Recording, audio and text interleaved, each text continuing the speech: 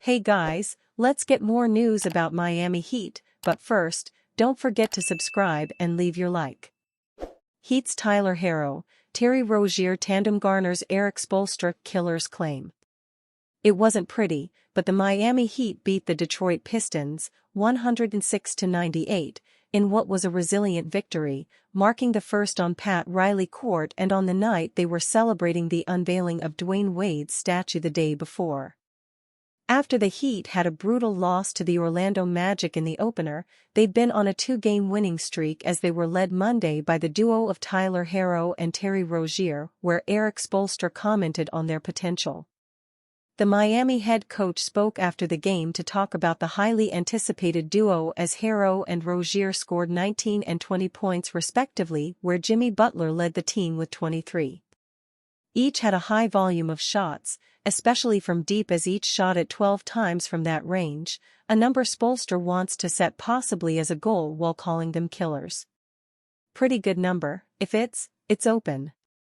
Those guys are great shooters, Spoelstra said. Don't leave anything on the table. That's basically my message to them.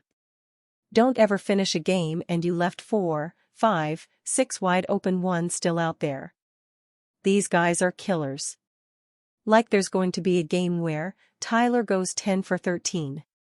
Terry has full ability to go 9 for 13 easy. I see it in practice all the time. Actually, that'd be a good goal. Just keep on getting the attempts up. But eventually, each one of these guys are gonna have 10 makes in a game like that for each one of them. While 19 and 20 points from Herro and Rozier is nothing to complain about, they lit it up in the first half, having 14 each, where the second half had them make key shots, but it also was filled with missed open looks. The box score could have looked much differently, as Spoelstra says the tandem have great potential. We have some great potential, that'll get better after several weeks and months, Spoelstra said. But they already have a real good comfort level with each other, and they're dynamic with their skill level on the shooting ability. That could have looked totally different. You know, some of those rimmed in and out shots, or some of the wide open shots go. I mean, this could have been a 23-24 made three-point game, but you just have to stay with it, whatever the right plays are, and I think those guys are making a lot of right plays, a lot of smart plays for our team, and we need them to be dynamic. Both Rozier and Herro have spoke time and time again about their relationship, especially hearing the outside noise about the concerns from fans or people within basketball about them playing together. There is no doubt that each are bought in, as Rozier would call it fun and Herro would still say it's growing. It's a lot of fun, Rozier said. I say it all the time, just pick your poison. We are two unselfish guys who look for our shot, look for our teammates' shot, and along with our two anchors Bam and Jimmy, we're just trying to put it all together. Then once we do that, it'll be tough. It's still growing, you know, as we continue to play more together, get more reps, just trying to feed off each other, Herro said. You know, we're fast. We can attack closeouts and create 2-on-1 situations for each other or other guys on the team that are able to expose advantages. Miami Heat fans unhappy with Erik Spoelstra's decision in win versus Detroit Pistons. The Miami Heat have got things back on track. After losing the season opener versus Orlando Magic in disappointing fashion, they have gotten back-to-back wins. The first came against the Charlotte Hornets, with Jimmy Butler shining on that night. The second one has come against the Detroit Pistons, who are yet to pick up a win this season so far. The Heat won 106-98, with positive contributions coming from Butler, Tyler Herro, Terry Rozier, and Bam Adebayo. Jamie Jaquez Jr. was one rebound away from getting a double-double off the bench. There is one player whose absence the Heat fans are not impressed by, though. It is their rookie, Kel'el Ware. After impressive displays in the Summer League and the preseason, fans had hoped that Ware would have a meaningful rotational role for the Heat. He brings a lot of attributes to the table that Erik Spoelstra's side have lacked for a long time.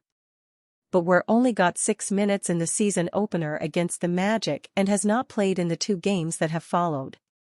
That has led to Heat fans raising questions on X about the rookie's situation. Erik Spoelstra sometimes just gets on my nerves by not playing Kel'el Ware. Is Kel'el Ware grounded or something?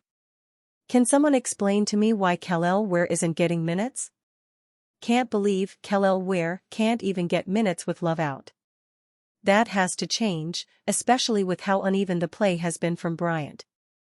Thomas Bryant over Kel'el Ware, thanks SPO. How bad can Kel'el Ware be if Thomas Bryant is still getting minutes over him? Of course, it is still important to remember that these are still early days for Ware in the league. It would not be the worst idea in the world to ease him into things. The coaches are seeing things in practice that fans simply do not have access to. That being said, the best way to help a rookie develop is to give him some minutes with the established pros in the NBA. Spoelstra will know that very well, having been one of the best coaches in the league for years. Hopefully, he has a plan to get the best out of Ware, as he has done with so many others throughout his coaching career. New Houston Rockets rumors suggests 2 elite stars on trade wish list, including Miami Heat great Jimmy Butler. A new report suggests that the Houston Rockets are hoping 2 specific future Hall of Famers become available before February's NBA trade deadline. For 8 straight seasons, reaching the playoffs became an expectation instead of a hope in Houston. However, after the relationship between top star James Harden and the organization went south in 2021, the team has been on the outside of the postseason picture for the last 4 years. It is why they threw around a bunch of money 2 summers ago to bolster its roster. And made Ime Udoka their head coach, despite a recent off-the-court controversy. Ownership wants to be back in the playoffs regularly and is willing to do whatever it takes to make it happen. Unfortunately, the results so far have been disappointing as they were unable to make the playoffs last year and are off to an underwhelming 1-2 start to the 2024-25 season.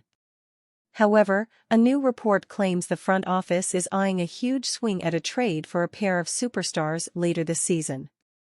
In a new post on his Substack page, veteran NBA insider Mark Stein claimed that many around the game believe Houston is a team to watch on the trade block.